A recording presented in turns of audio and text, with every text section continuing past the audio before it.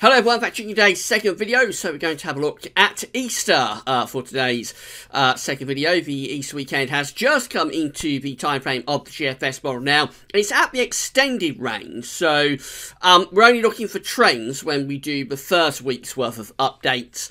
And then as we go on to the second week of updates, then we can start pinning down the detail. But for the first week, we're just really looking to see if we can get the trend from the model. So this is out beyond sort of day 10, and so there has to be a big pinch of salt about it. But we will begin now counting down to Easter. It'll be Easter, certainly of course 2 weeks today. Just say that the Gauss Weather Sunday Roundup is on the homepage, so go and have a look at that. It runs through over 30 minutes, your usual Sunday mix of this and that.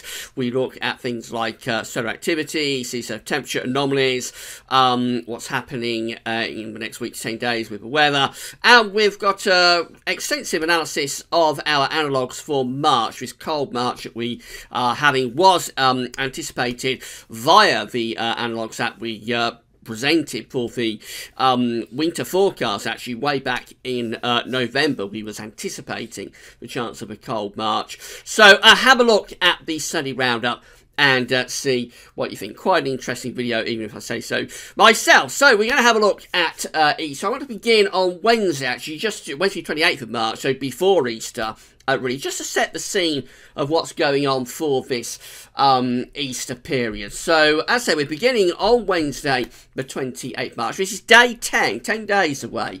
So, we see that we've got a very deep area of low pressure in the North Sea here from the GFS tonight.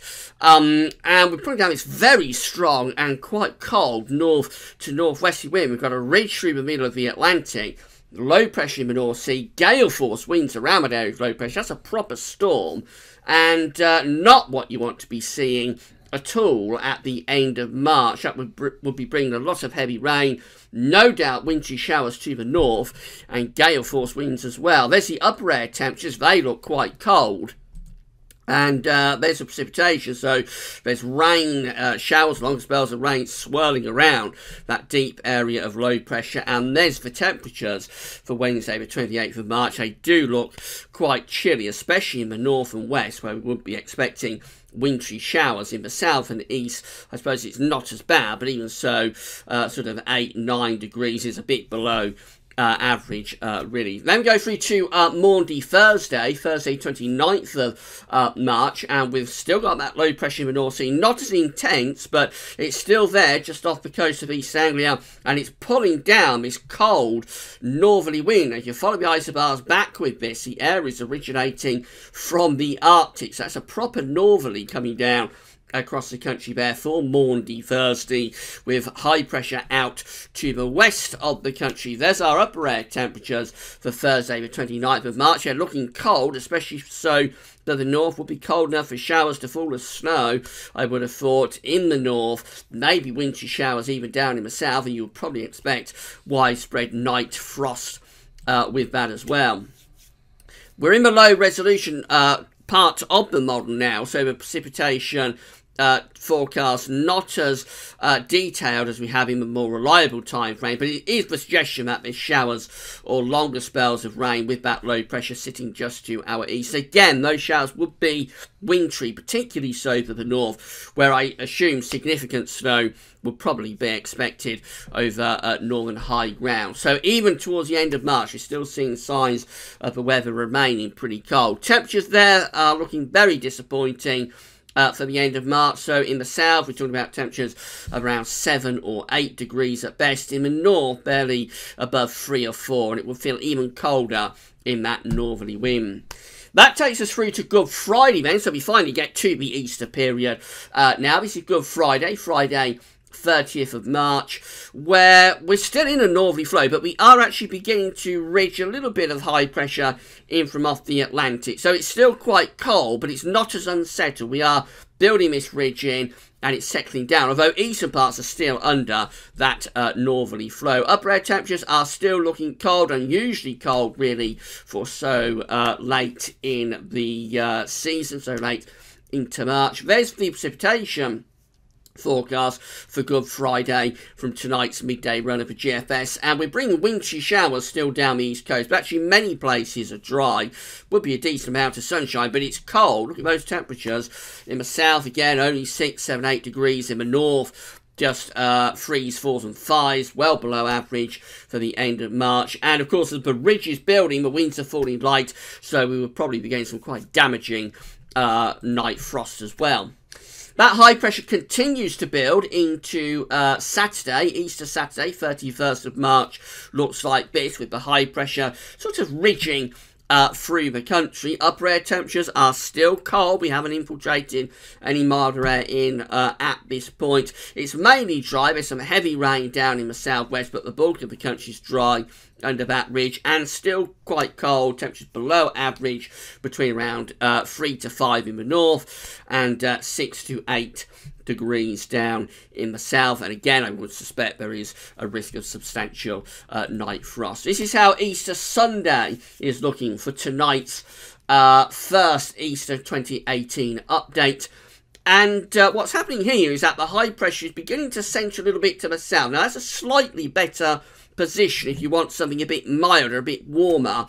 That's the kind of position you want to see that high pressure getting into, somewhere around Spain, France or the Bay of Biscay, because that'll start to pull the air up from the Atlantic. Now, the downside is it is probably associated with rain. You'll start to bring bands of rain in off the Atlantic, but at least the temperatures would start to stage a recovery.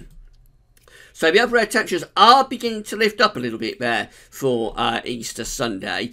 As I say, the downside is that a weather front is coming in from the Atlantic, so that's actually bringing us a band of quite heavy rain across the country for Easter Sunday on tonight's first Easter update.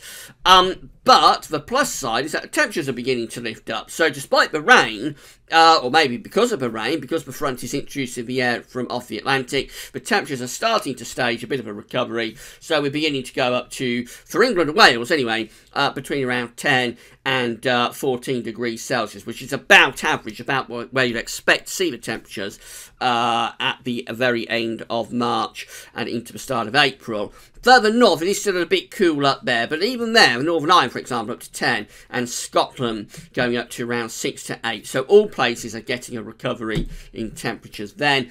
And then that takes us to Easter Monday. We end the Easter period with high pressure just out to our southwest. We're getting rid of that weather front. That's going away into the North Sea.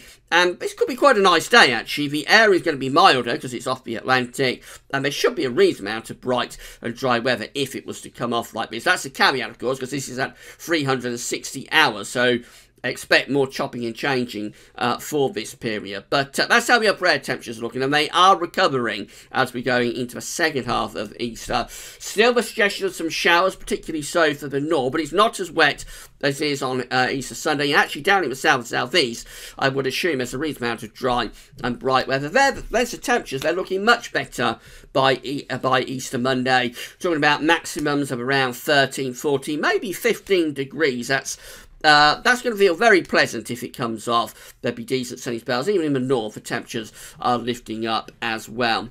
So it all starts off a bit dodgy. Gale force winds, heavy rain, probably snow just before Easter. And then the start of the Easter period is cold and turns drier.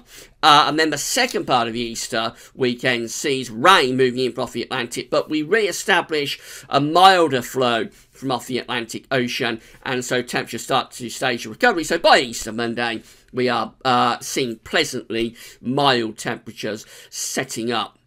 Now, the caveat, of course, as I explained, is that this is all within the unreliable time frame of the GFS model. So the first week, we're just looking for trends. That's starting us off for our first Easter 2018 update, and we'll just have to see whether that's how things play out over subsequent updates, or whether we see revisions to this and the GFS starts to look for other options. So this is really just the starting point, if you like, and we'll do more updates in the next week to see whether we can gather a trend as we move forwards, and then the second week is when we'll pin down the detail.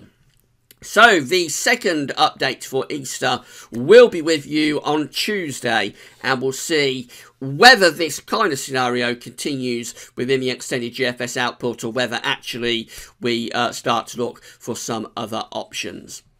Right, so that's the countdown to Easter underway at GavsWeatherVids, and come back on Tuesday for the next instalment. Don't forget to check out the GavsWeatherVids Sunday Roundup, and tomorrow we've got our normal weather video as always, and I'll try and include some of your snow pics in that. That's all for now. Thanks for watching.